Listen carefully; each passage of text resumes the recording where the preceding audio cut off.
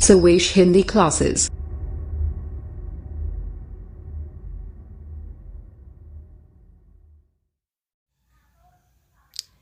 Hello नमस्कार दोस्तों, कैसे हैं आप लोग। भाई स्वागत है आप सभी लोगों का हमारे YouTube channel service Hindi and GK classes में। अभी तक अगर आप लोगों ने हमारे चैनल को सब्सक्राइब नहीं किया है तो प्लीज़ सब्सक्राइब कर लीजिए और दबा दीजिए घंटी वाले बेल आइकन को, ताकि आने वाली हमारी हर वीडियोज़ का नोटिफिकेशन आपको मिलता रहे। आज की कक्षा में हम लोग पढ़ेंगे हिंदी गद्य का आविर्भाव तथा विकास। बिंदुवार अध्ययन करते हुए हम आगे बढ़ रहे हैं। हिंदी गद्य का आविर्भाव, तो हिंदी गद्य का आविर्भाव माना जाता है 19वीं शताब्दी के नवजागरण काल में। कब माना जाता है? 19वीं शताब्दी के नवजागरण काल में हिंदी गद्य का आविर्भाव माना जाता है। अगला पॉइंट है हिंदी गद्य के प्राचीनतम प्रयोग।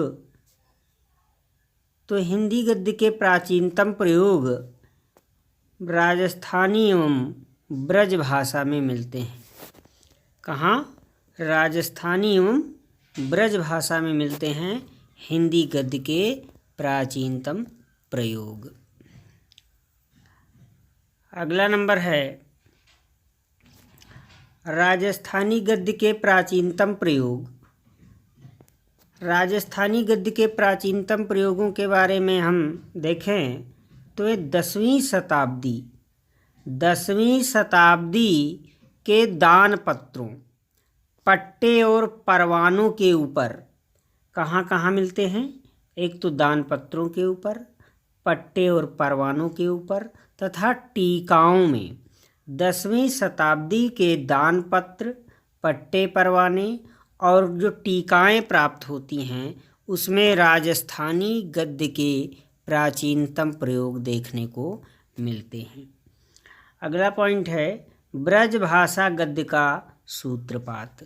जी हाँ, ब्रज भाषा गद्य का सूत्रपात संवत 1400 विक्रमी के आसपास माना जाता है। 1400 विक्रमी में ही गद्य ब्रज भाषा का सूत्रपात हुआ था। अगला नंबर है हिंदी खड़ी बोली का विकास। तो हिंदी खड़ी बोली का विकास 10वीं शताब्दी से प्रारंभ हो गया था। कब से प्रारंभ हो गया था? 10वीं शताब्दी से प्रारंभ हो गया था। और हेमचंद शूरी की रचना है एक शब्दानुशासन। रचना का क्या नाम है? शब्दानुशासन। यह एक व्याकरण ग्रंथ है। किसका है? हेमचंद शूरी का है। तो 10वीं शताब्दी से हेमचंद शूरी की रचना शब्दानुशासन से हिंदी गद्य साहित्य का विकास देखने को मिलता है। अगला नंबर है हिंदी खड़ी बोली गद्य की प्रथम रचना व कवि बताओ। क्या कह रहा है? कह रहा है हिंदी खड़ी बोली गद्य की प्रथम रचना बताओ और उसके कवि कौन हैं। तो जी हाँ, हिंदी खड़ी बोली गद्य की प्रथम रचना है चंद छंद वर्णन की महिमा। रचना का क्या नाम है? चंद छंद वर्णन की महिमा। और इसके कवि कौन हैं? कवि हैं गंग। जी हाँ, कौन से कवि हैं? गंग। और ये गंग कवि अकबर के दरबारी हुआ करते थे। गंग कवि अकबर के दरबारी हुआ करते थे। अगला नंबर भी है कि कवि गंग दरबारी कवि थे। किसके थे? अकबर के। किसके थे? अकबर के। अगला नंबर है जटमल कृत गोरा बादल की कथा को भी कुछ लोग हिंदी गद्य की प्रथम रचना मानते हैं। जी हाँ, जटमल द्वारा जटमल द्वारा रचित एक रचना है जिसका नाम है गोरा बादल की कथा। इसको भी कुछ विद्वान हिंदी गद्य की प्रथम रचना मानते हैं। अगला नंबर है हिंदी खड़ी बोली गद्य के प्रथम 4 महाउन्नायक। जी हाँ, हिंदी खड़ी बोली गद्य के विकास में सबसे पहले जिन 4 महानायकों ने इसके विकास के लिए पूरा भरसक प्रयास किया वह हैं इस प्रकार से। एक है सदा सुखलाल, नंबर 2 लल्लू लाल, और नंबर 3 सदल मिश्र, तथा नंबर 4 इंसा अल्लाह खां। और इन चारों की क्रम से रचनाएं हैं सदा सुखलाल सुख सागर, लल्लू लाल प्रेम सागर, सदल मिश्र नासिकेतोपाख्यान, और इंसा अल्लाह खां की रचना है रानी केतकी की कहानी। जी हाँ, ये 4 हैं प्रथम महाउन्नायक जिन्होंने हिंदी गद्य साहित्य के विकास में अपना भरपूर योगदान दिया। इसके बाद है 2 भारतीय राजा जिन्होंने हिंदी गद्य के विकास में योगदान दिया।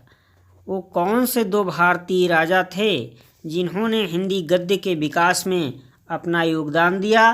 तो नंबर 1 पर आते हैं राजा लक्ष्मण सिंह, और नंबर 2 पर आते हैं राजा शिव प्रसाद सितारे हिंद। जी हाँ,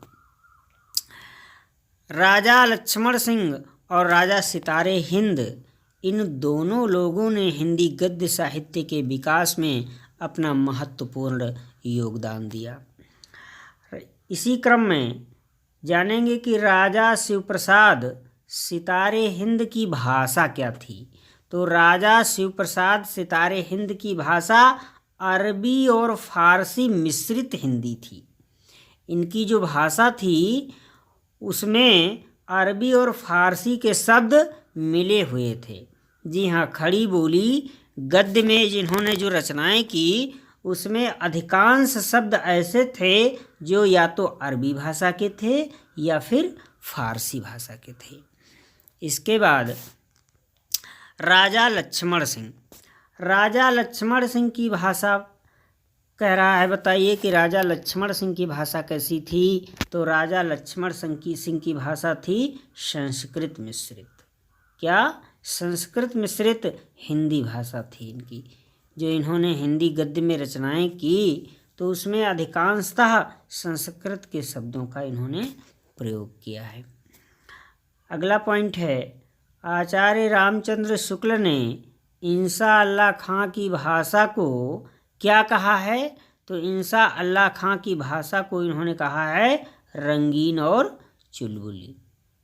आचार्य रामचंद्र शुक्ल ने इंसा अल्लाह खां की भाषा को क्या नाम दिया है?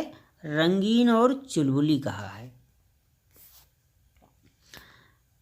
अगला नंबर है, खड़ी बोली गद्य के विकास में ईसाइयों का सहयोग बताओ। कह रहा है कि ईसाइयों ने हिंदी खड़ी बोली के विकास में किस प्रकार से सहयोग किया है? तो ईसाइयों ने बाइबिल का हिंदी अनुवाद कराया। बाइबिल मूल रूप से अंग्रेजी में लिखी हुई पुस्तक थी।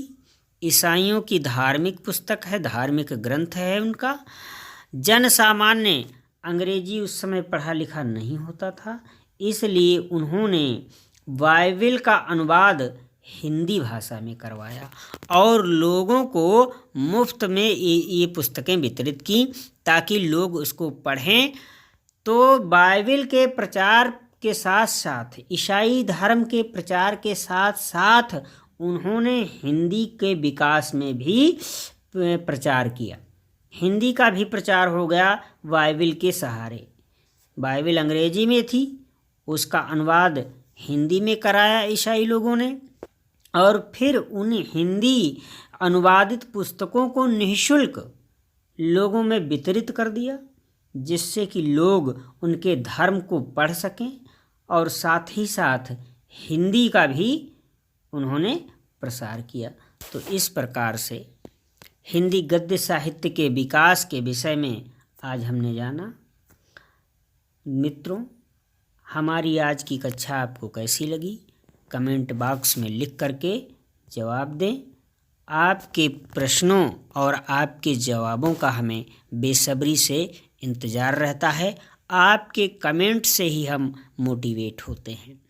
धन्यवाद।